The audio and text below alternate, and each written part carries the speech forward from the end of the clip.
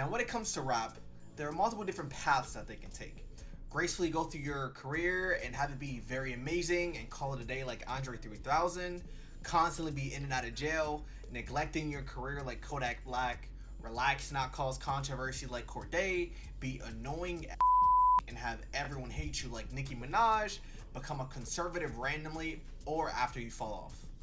Now keep in mind that when I say rappers, it can get way too broad because obviously rap, like most other big genres, are very broad and have a massive amount of people in them.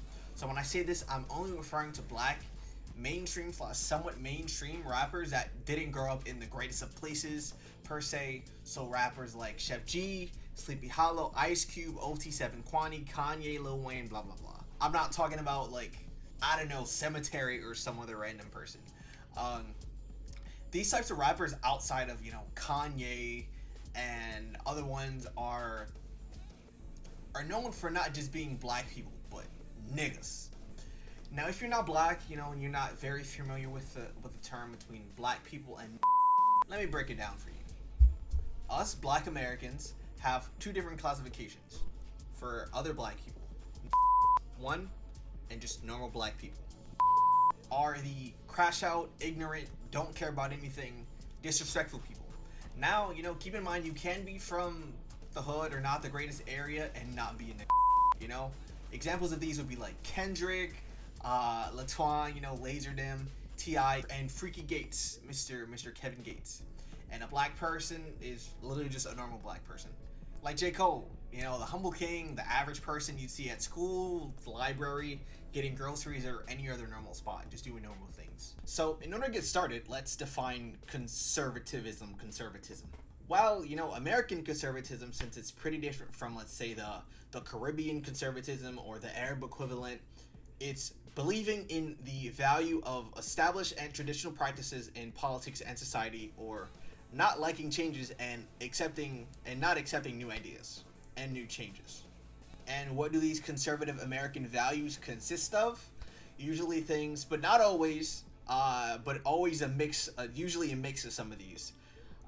Racial separation, a country founded on white supremacy, believing that your way is the only way, hate criming, hate speech, being able to do whatever you want, whenever you want, and getting away with it just because you did it to a person of a marginalized community, namely Native Americans, the true Americans, and black people as well.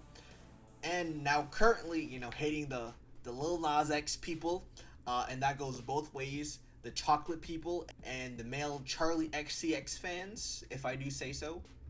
And to continue interracial dating, keeping money in the hands of the rich only, casually trying to overthrow the government on a normal weekend, casual things, anti-free healthcare, anti-police and law enforcement facing consequences, pro-industrial prison complex locking everyone up, anti-equity, and generally the complete and opposite of any official political stance that Democrats and liberals tend to have. Or reactionary in simple terms. And this is really interesting because damn near 99% of conservative stances are literally against you. They don't even want you to get by, barely. Most of our neighborhoods are already known for having things like underfunded schools, disrespectful kids that make one of the only IRL positive influences for a lot of kids being teachers, hate their jobs even more on top of getting paid literally nothing. Again, social services like food stamps, which a majority of users being white at 32% and 25% being black, even though they paint us as government money abusers via the term welfare kings and queens. But, we're not going to get into the government bailouts and all that.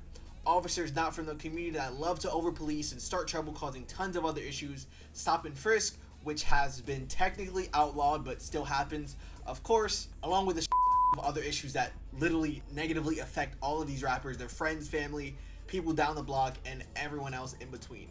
And what political party tends to support all of those stances and more? Ding, ding, ding, ding, ding. So once again, completely ignoring the fact that supporting most of those, if not damn near all of those policies, means you're not a very nice person that cares about the well-being of others on a basic human being level, growing up in them and then suddenly having the cognitive dissonance in order to willingly ignore all of that and let it slide just because you got some money now. Basically, r/leopards ate my face. Two really good examples for this being a certain country and group of people being treated very badly by Mustache Man, and then going on to do that to other brown kids that live right near them. If you're picking up what I'm putting down, to my fellow curry chompers, if I do say so myself. Or, you know, an example from my life, I grew up, you know, super Christian, the whole 9 yards, but as I grew up, I saw what other people that called themselves Christians were like. I started to, you know, question some more things, namely people from a certain political party that thrive on hate. And when you see and hear a bunch of Christians, you think of, you know, Klan members, MTG, priests, pastors, insanely judgmental, and overall just the most absolute terrible and hypocritical people you could ever possibly imagine. And at 14, when I started to question it, shout out to my freshman religion teacher, Mr. F, you know, shout out, big up. That was so cringe, I'm gonna myself, oh my goodness. And this whole class was basically just to question everything, you know, but namely religion. But we dove into other topics as well. So if a bunch of 14-year-olds can do that, why can't you? Oh wait, they actually are adults and have the ability to critically think, even if they decide not to do it. Sponsored segment. Are you a content creator or editor looking to create more content and edit more content, but are tired, like sites similar to Fiverr and Upwork taking 20% of your cut? Fuck that. Along with it generally being super hard to find creators to edit for, because I had that problem when I was trying to edit for people, especially for league people as well. Along with being super hard to find people to edit for when you're an editor and creators.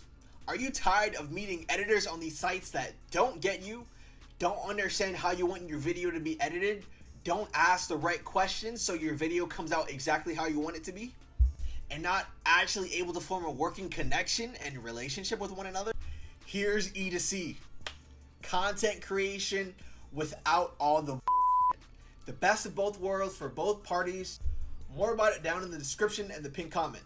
Along with that too, you know, I'll be streaming on Twitch. Stream clips at the end of the video as well.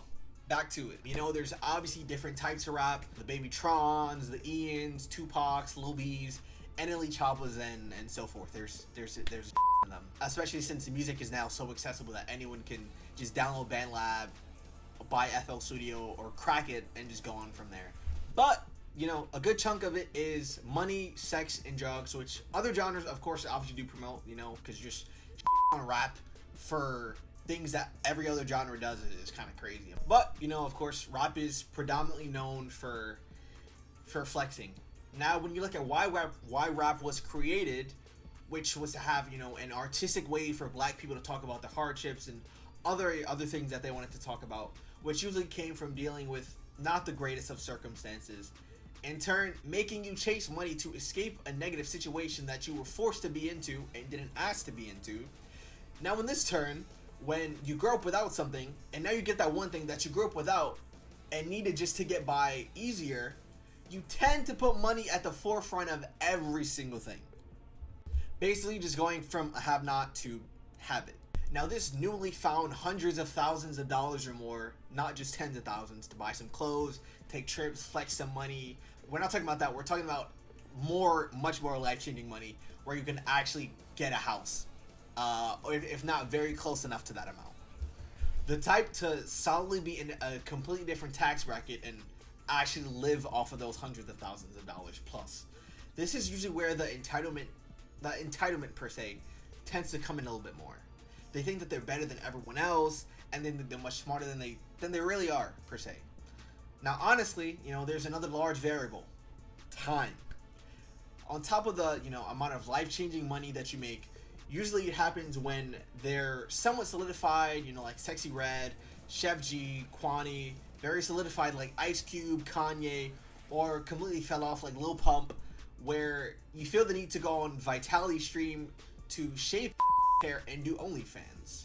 And on top of this, these people tend to have a little bit in common with conservatives, believe it or not, a lot more than they think, with the main two being hypermasculinity and distrust of the government, along with the previous topics of gooning to capitalism and so let's break it down and put it in different words. So in rap, what is the biggest sin you can do as a male?